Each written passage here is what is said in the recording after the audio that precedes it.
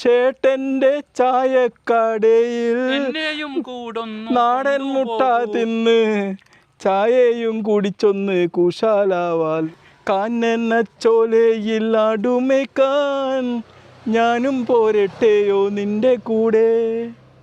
പാടില്ല പാടില്ല പാടെ നമ്മൾ പാടെ മാറുന്നൊന്നും ചെയ്തു കൂടാ. കിനാലൂരിൽ വന്നപ്പോ ഞങ്ങളെ പ്രകാശേട്ടൻ്റെ ചായക്കടയിൽ കയറി ഒരു ചായ കുടിക്കാൻ പോവാണ് കേട്ടോ.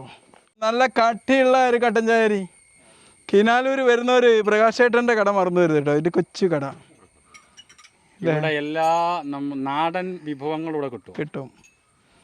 ഇപ്പം അവിടെ ലൈറ്റ് ഇല്ലാന്നുണ്ടല്ലേ പ്രകാശേട്ടൻ?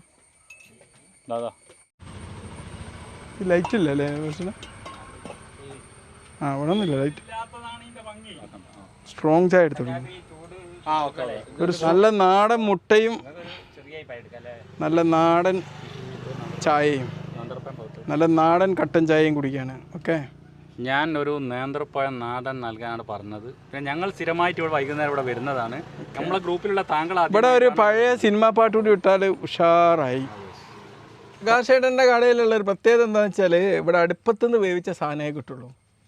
ഇവിടെ ഗ്യാസ് ഇല്ല, കറണ്ടില്ല, ഒന്നുമില്ല. നേച്ചറലായിട്ട് നമ്മൾ ജനിച്ചപ്പോൾ എങ്ങനെയായിരുന്നു കഴിച്ചത്, പണ്ടത്തെ നമ്മുടെ പൂർവികർ എങ്ങനെയായിരുന്നു അങ്ങനെ അല്ലേ? നമ്മളെ സ്കൂളിലെടുത്തുള്ള മുഹമ്മദ് ഖാന്റെ കട. അതെ മുഹമ്മദ് ഖാൻ. കിനാലൂർ എന്ന് പറഞ്ഞ ടൂറിസ്റ്റ് ഡെസ്റ്റിനേഷനിലേക്ക് വരുന്നവർ ഇവിടെ കയറാൻ മറന്നു പോകണ്ട. എൻ്റെ മുഖം പുറത്തുനിന്നാണ് കണ്ടത്. നല്ല ഗ്ലാമറാണല്ലോ നിങ്ങൾ. നൊസ്റ്റാൾജിയ ഉള്ള ഷോപ്പാ.